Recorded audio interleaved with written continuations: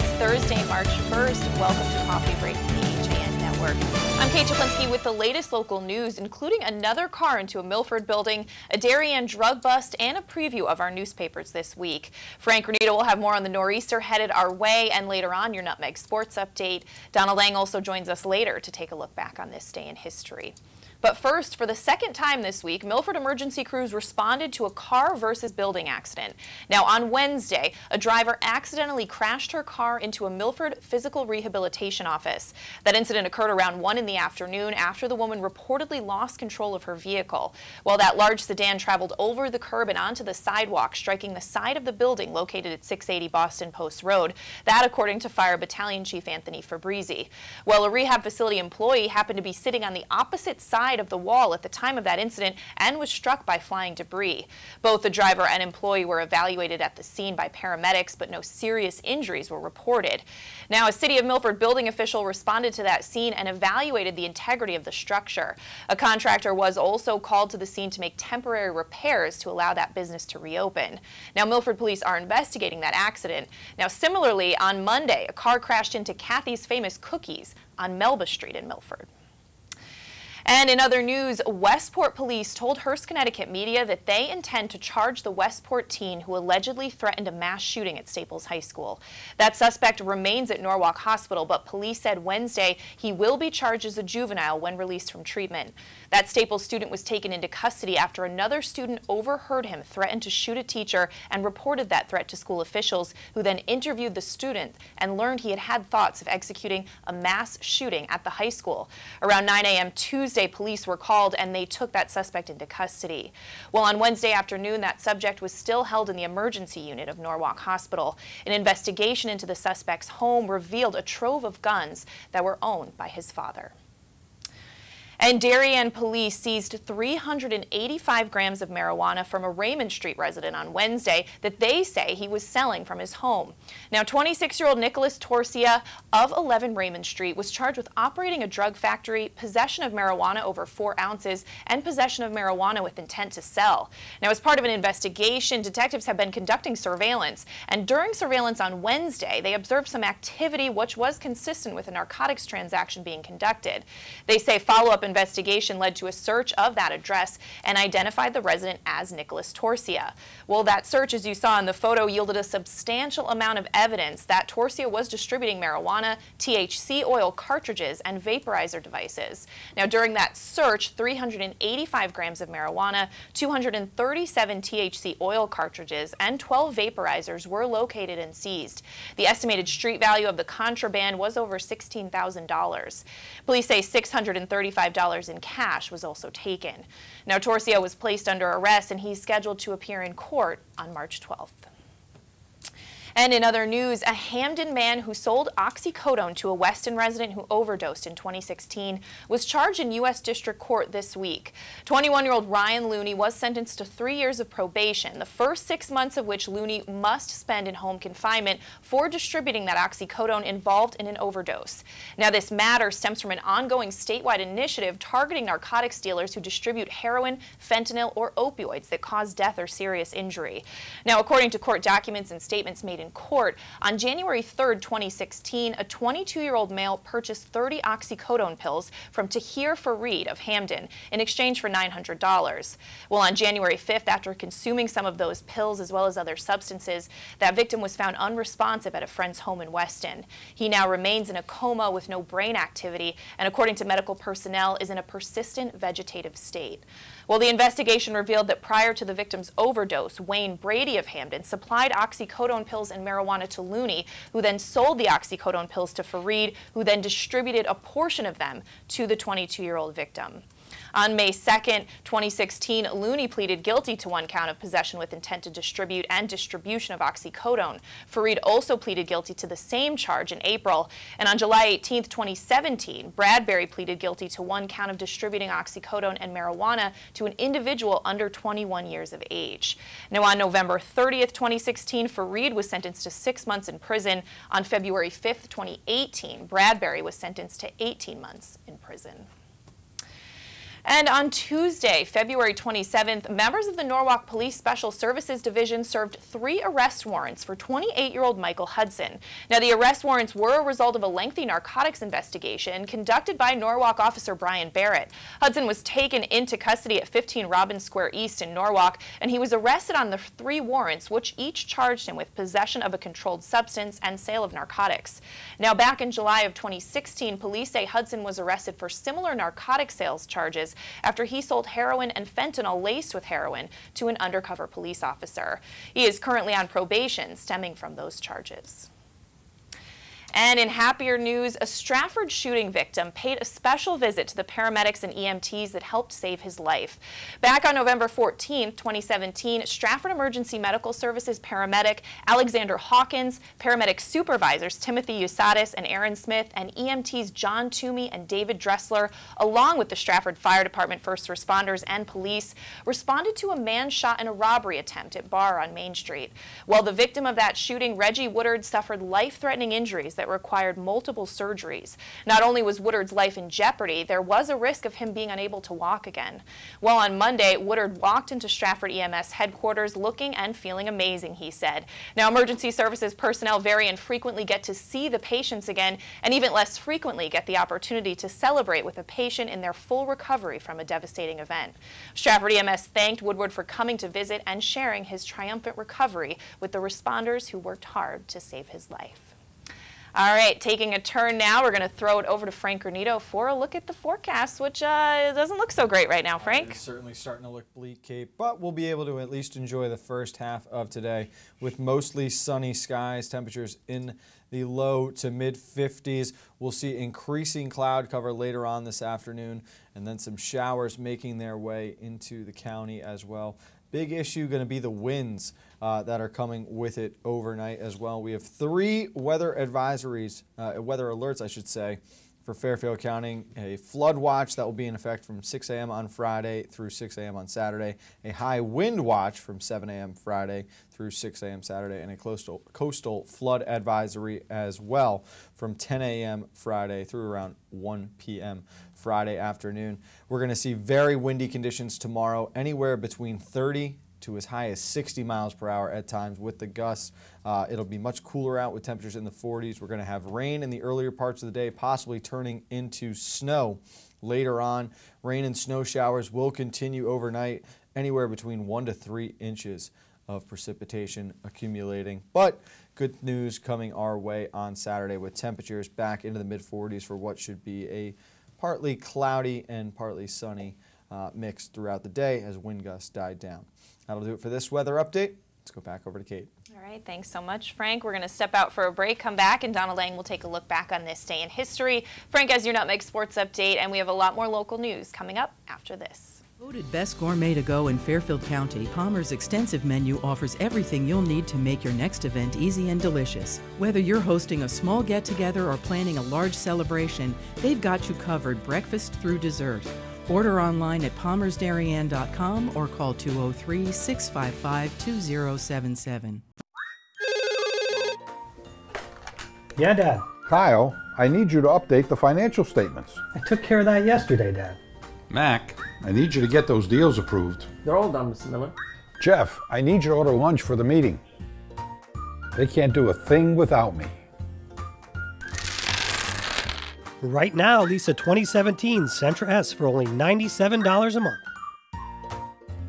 I'm never going to retire.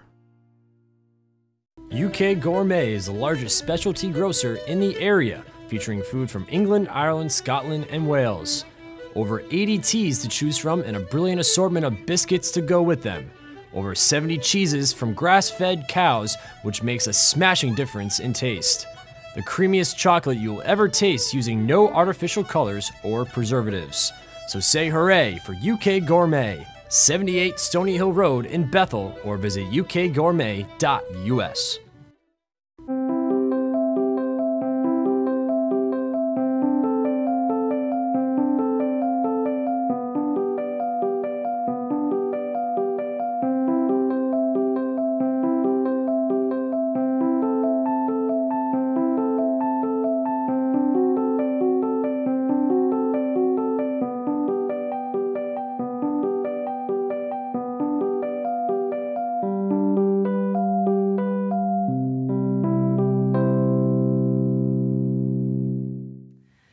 Welcome back to this March 1st edition of your Coffee Break on the HAN Network. Time to take a look back on this day in history with our own Donald Eng. Don. Well, Kate, a president, called a new army into existence, essentially. First, we go back to 1692.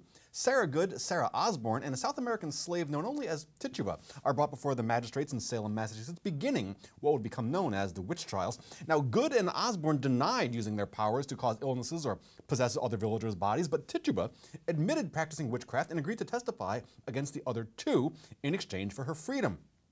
Good was later hanged after her husband testified that he believed she was a witch because she had become increasingly short-tempered with him.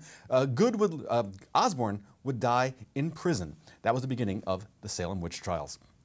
1781 now, the Continental Congress adopts the Articles of Confederation, under which the colonies agreed that each would exist as a small independent state, much like the Greek city-state, and that the separate countries would exist in perpetual union. Also, this confederation would become known collectively as the United States of America. By 1787, it was clear the Confederation was ineffective, and the delegates, later assigned to improve it, ended up writing an entirely new constitution. 1936, Hoover Dam is completed in Nevada. The dam holds back Lake Mead, the largest reservoir in the country, and it provides electricity to 4 western states. Construction took 4 years, enough concrete used in building Hoover Dam to pave a 2-lane highway from New York to San Francisco. About 100 workers died building the dam. Contrary to urban legend, though, none of them actually are entombed in the concrete. Finally, now we go to 1961 for this. It will not be easy. None of the men and women will be paid a salary. They will live at the same level as the citizens of the country which they're sent to, doing the same work, eating the same food, speaking the same language. We're going to put particular emphasis on those men and women who have skills in teaching, agriculture, and in health. I'm hopeful that it will be a source of satisfaction to Americans and a contribution to world peace. That, of course, was President John F. Kennedy announcing the establishment of the Peace Corps. Since then, more than 220,000 Americans have volunteered in 141 countries, in some cases taking leading roles in things like eradicating malaria in Africa and helping implement sound agricultural practices. Peace Corps alums include Fox News correspondent Bob Beckel, former Congressman Chris Shays, and singer-songwriter Kinky Friedman. That is your look back in history for today, March 1st, and I'm Donald Eng. Thanks so much, Don. Well, in other local news, Trumbull police served an arrest warrant on a 20-year-old Trumbull resident after locating a stolen firearm in his home during a search.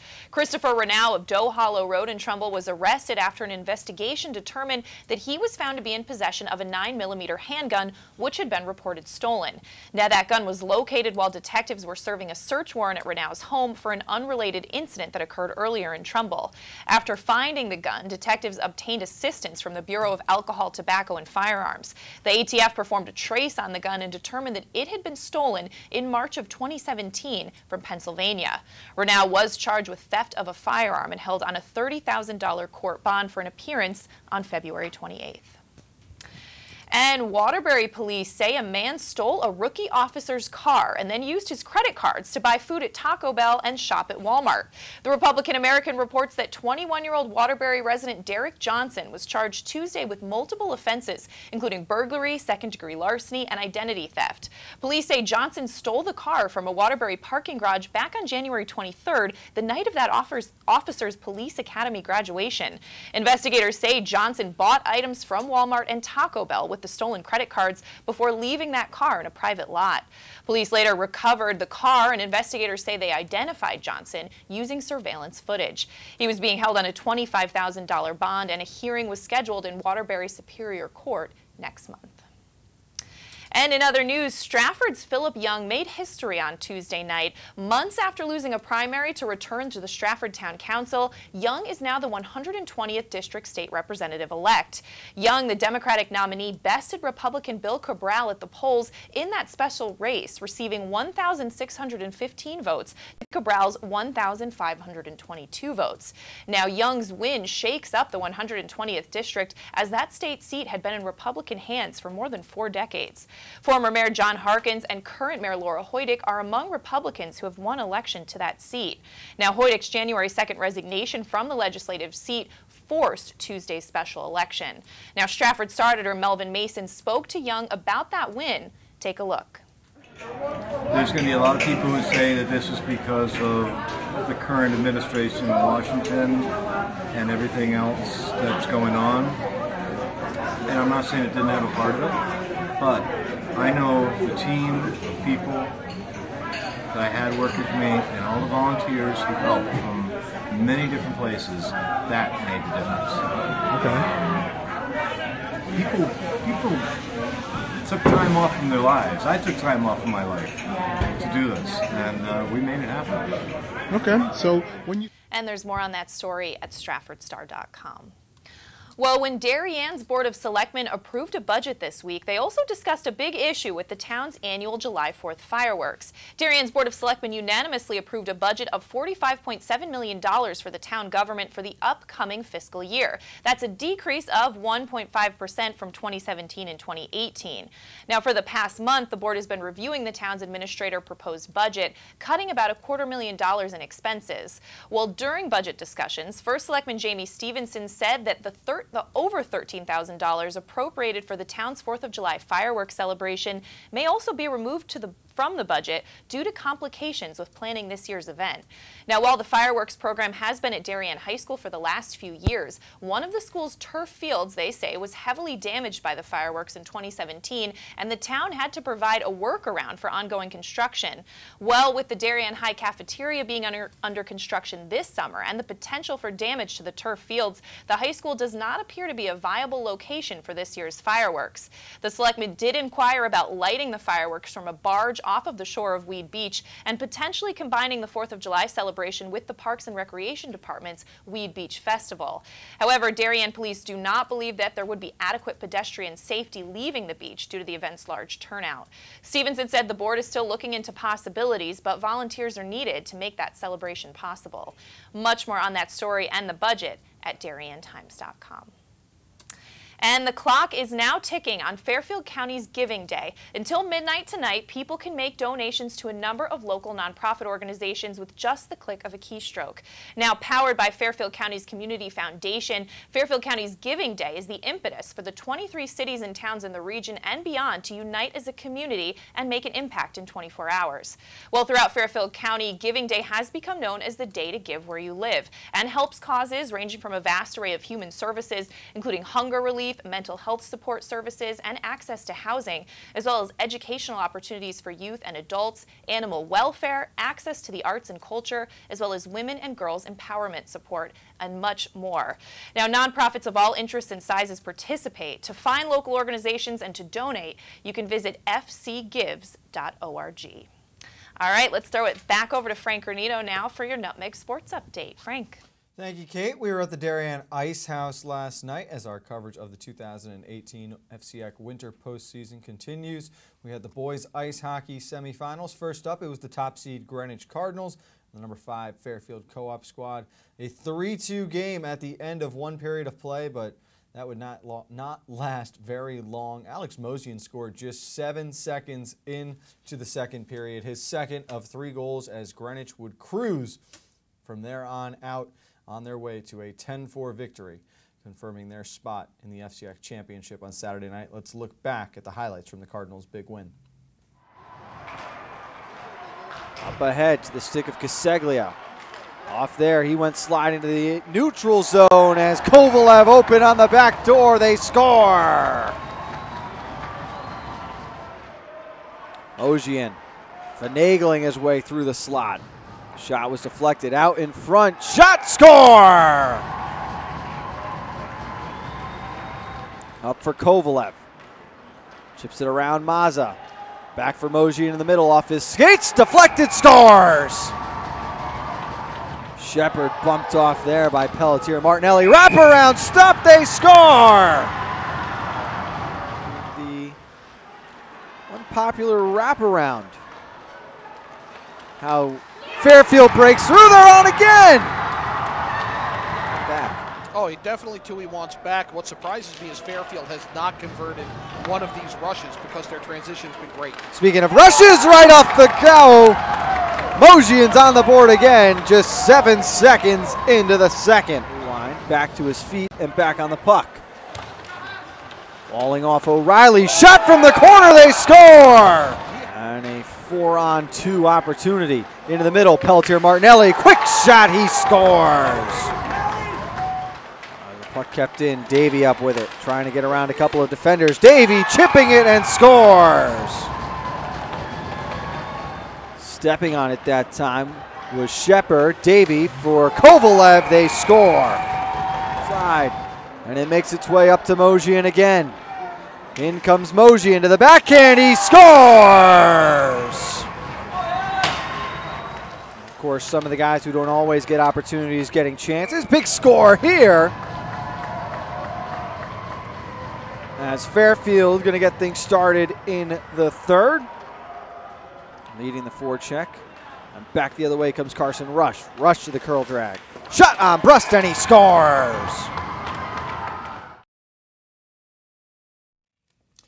So the Cardinals cruising there, 10-4 the final. Nikita Kovalev with 7 points in this game, 2 goals, 5 assists. Matt Davey also scoring twice. He added 2 assists as well. So with Greenwich booking their ticket, they would just await the winner of the nightcap as Ridgefield would take on Darien, the defending conference champion. Ridgefield Tigers looking to get back into the FCIAC championship game. They'd get a boost early on as Matt Walker would score just 30 seconds in, but after that, things settling down, leveling out, and it was a tight one to the end, but the Tigers prevail. 2-1, they take down the Blue Wave. Here's a look at that second game from last night. Big shot from the point, blocked immediately. Off to the races now is Walker. Walker in alone, he shoots and scores! First shot of the game, first goal of the game, 30 seconds in. Up to the point, it's McCarthy. Long shot, Picorni, that blocked in front, rebound, score!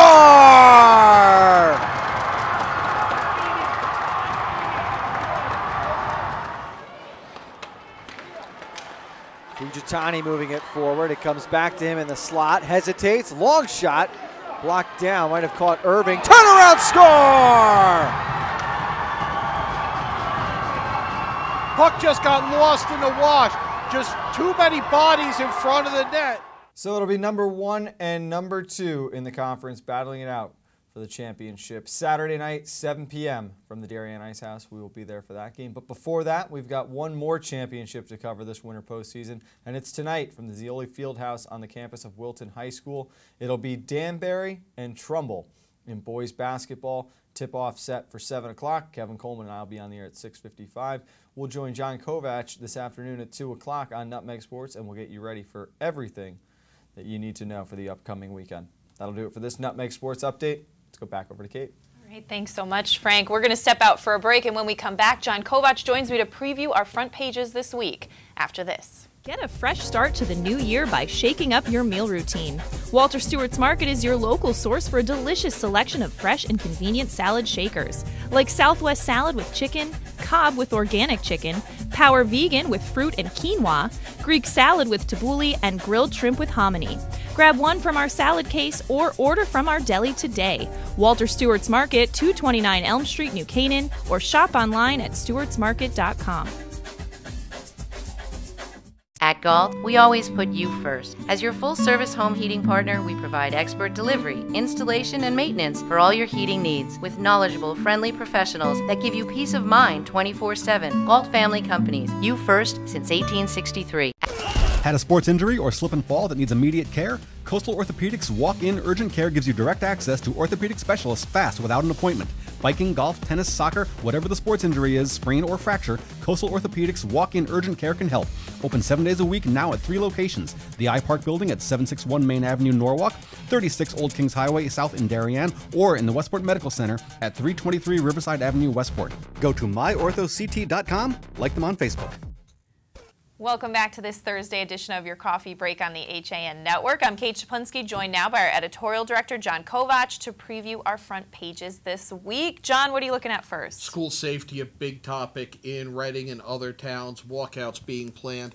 You'll see that in the Reading pilot, as well as a challenge to State Representative Tony Boucher.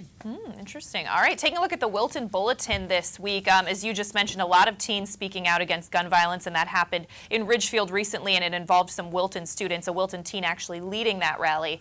Also, in the preschool molestation lawsuit against the Wilton Board of Ed, a settlement may be drawing near in that case. Now, the town budget in Wilton getting a 0.9% increase, and a workshop discussing some housing challenges and reasons for not moving to Wilton in this week's Wilton Bulletin. A bullet found on a bus in Monroe after elementary and middle school runs was found not to be a threat, and Niche.com ranked Monroe schools the safest in the state.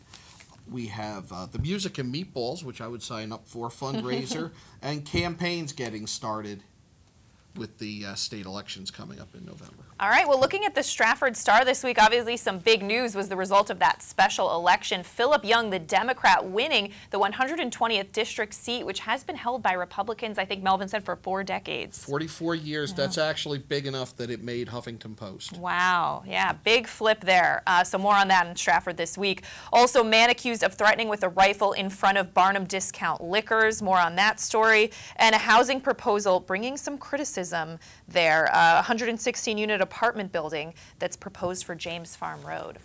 There will be thunder in Trumbull on Saturday with percussion groups doing battle. Again, school violence forums there. Tim Herbst, the former first selectman, now gubernatorial candidate, hit his fundraising goal. And the sad loss of Dan Caruso of Fairfield, who was a state representative who represented Trumbull, Fairfield, and he passed away this week at the age of 60. All right, looking at the Darien Times this week, students at the high school planning their own walkout as part of a national walkout movement against gun violence. Selectmen okaying a 2018-2019 budget, as we mentioned earlier, and some issues potentially with the 4th of July fireworks there. Now, the St. Baldrick's fundraiser, Darien Fire Departments want it to be the biggest yet. Very cool fundraiser there. And legislators talking the state casino plan in Darien. More on that. A Shelton resident shares his tale of hiking the Appalachian Trail in the Shelton Herald. More school violence discussions as the district in Shelton is prepared for the worst. Concerns raised about potential runoff at the Shelter Ridge project, and the Shelton Gales swim team competing in the Southern Connecticut Conference Championships. All right, looking at the New Canaan Advertiser this week, a big story is that a resident is planning a cell tower on his private property on Soundview Lane. Now, that's leading to a lot of backlash from nearby neighbors, so more on that story there. Also, finance and education tighten focus on reducing requested school budget increases, and more on how train cuts, residents say, could damage New Canaan's economy. That's what they're telling the state right now, that plans some cuts for that line. In Ridgefield, more coverage of the We Are the Change rally that was held by teens. The school board in Ridgefield approving a budget increase of about 4.25%, charges of plagiarism, and a Ridgefield resident sounding good on NBC's The Voice. All right, taking a look at the Easton Courier this week, some Easton kids enjoying a great program and learning about African folklore storytelling, so a cool feature there. In Milford, a do-over on a vote led to approval on a housing project involving affordable units. Breakfast is a big fundraiser for Milford's St. Patrick's Day Parade, and an early look at the race in the 118th General Assembly District.